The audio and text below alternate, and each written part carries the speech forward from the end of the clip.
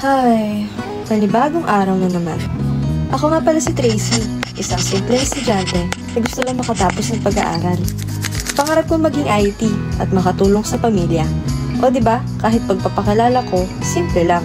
Tapos, naku, ay na naman sila CJ at Blazy. Patalino naman yan at mayaman.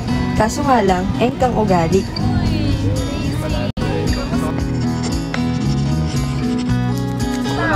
Okay lang.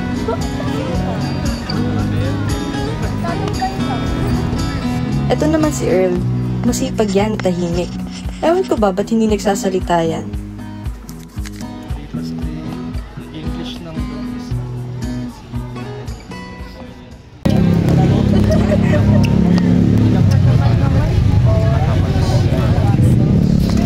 Uy, silog pala ito eh. Uy, Nog! Pati ka na, pre. Ano ko naman dito? Ito ko. Tama na yung kakaaral na yan. Lalo lang lumalaking gusto mo eh. Tama na yan, baka magalit pa yung baga. Ano ba? Wala namang ginagawa sa inyo yung tao. Nananahimik nga eh. Para kayong mga ewan. Uy, alam mo ba, Tracy? 3 taon niya sa college eh. Pero nagdodroga. Kaya nga, adik yan. Tapos, kapitbahay ko pa yan eh.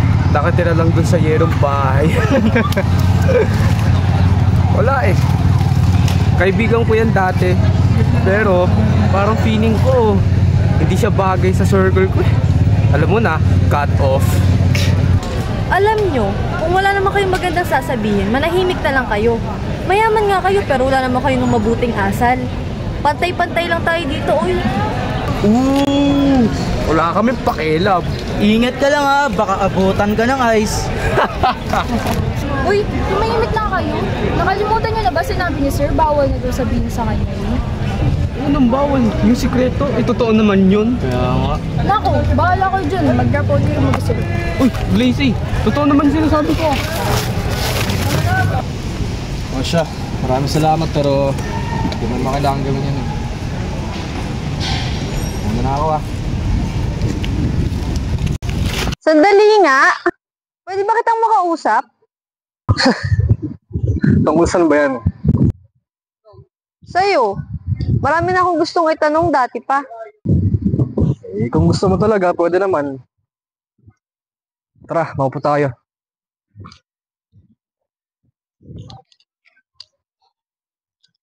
Ayos lang ba malaman kung bakit ka laging loloko ng ganun? Alam mo na, sa tagal mo dito sa kolehiyo. Ah, ayun ba? Ang nangyari kasi nun eh, huwag ka muna maingay ah, sekreto lang. So, ayun nga kasi, nalulung ako sa droga noon. Na-influensya ako ng mga tropa ko dati, pero nagbago na ako. Hindi naman talaga ganun kasama dati, pero yun nga, influensya lang ng tropa. Nirehab din naman ako kahit papaano. Tapos ko na yung ilang taon ko dun para ma-rehab. Tapos pumasok na ulit ako ng kolehiyo. Tapos doon ko nakilala si CJ.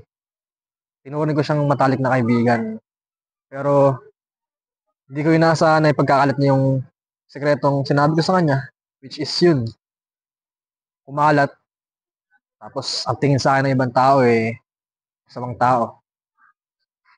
Pero masakit na hanggang sa depress ako. Hindi ko kasi inaasahan na yung pinagkatiwalaan ko tao is pagtataksilan ako. Depress ako hanggang sa hindi ako makapag-focus, hanggang naging irregular na yung schedule ko. Hanggang sa maging repeater. Kasi ayokong bitawan yung pag-aaral ko eh. Kumbaga, dapat drop out na ako pero ayokong itigil yung pag-aaral ko.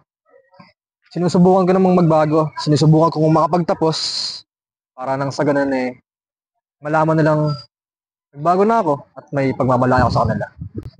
Pero ba't di mo man lang pinaglaban yung sarili mo? Sino ba ako para sumagot pa? Eh, kita mo naman yung mga taong yun, talagang kilala at malalaking tao dito sa bayan natin. Tsaka, tama naman yung mga sinasabi nila tungkol sa akin eh, kaya ano ba laban ko ron? Kahit na. Sa mata ng Diyos, pantay-pantay lang tayo. Wala silang karapatan para pihin ka ng ganun. Pero sa bagay, tama ka naman, pero oo nga, no? Pero sa totoo lang, bilang kuya, no? Siyempre, ilang taon na ako dito, tanda na ako sa inyo. Ako yung kaibigan lang din, tapos marami ka pang panahon sa buhay mo, kaya huwag ka masyadong magmadali, no? Kailangan maging matalino ka, hindi lang sa academics, pati na rin sa buhay, siyempre. Pag-isipan mo lahat ng mga gagawin mo, yung mga hakbang na gagawin mo, para hindi ka matulad sa akin. Tignan mo ako, isang pagkakamali lang, wala na, sira na. Just nothing can hit you harder than life. Tandaan mo yan. Kaya, yung mga oras talaga na yan, yung oras natin sa buhay, hindi na maibabalik yan kahit kailan. Pero yung yaman nandyan lang yan. Kaya, pag-isipan mo mabuti palagi mga gagawin mo, ha? O sige, thank you sa mga pangaral. And makakaasa ka na hindi lalabas lahat ng napag-usapan. Talaga? Ako pa. Okay na. Oo. Kasi nga, yun.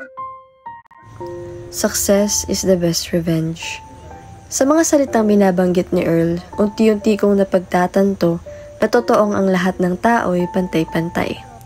Nagkakamali at nahihirapan. Ngunit hindi batayan ng kulay ng balat, kapasidad, kayamanan at kagandahan. Lahat ay pantay-pantay at walang nakaaangat. At binigyan tayong lahat ng mahabang panahon. Marapat na kunin ng pagkakataon na ito upang higit na mapabuti ang ating personalidad, pagkatao at pagiging tao. Ang oras ang pinakamahalagang yaman. Ang pagtamasa ng oras ay isang napakalaking yaman. Gamitin natin ang oras na ibinigay sa atin upang ipagtanggol ang inaapi at puksain ang mga nang-aapi. At higit sa lahat, ang pagiging matalino ay ang pagkakaroon ng ingat sa bawat salitang bibitawan. At pagiging marunong maglihim ng mga ipinagkatiwalang lihim. Maging mahusay sa bawat hakbang na tatahakin. Gamitin ang oras upang magbigay ng pagmamahal sa bawat isa at hindi ang pag-apak sa iba. Pantay tayong lahat. Anyo lang ang pinagkaiba. Mali ang nakilala kong Earl. Ayaw niya akong matulad sa kanya.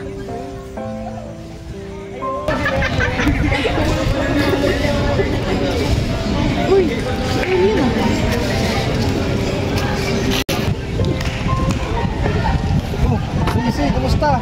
Hindi lang naman mo dito. Papasok na kasi ako eh. Papasok ka na ba? Oh, gusto mo sabay na tayo eh. Tara, sabay na tayo. Salamat, Earl. Nakilala ko ang anino.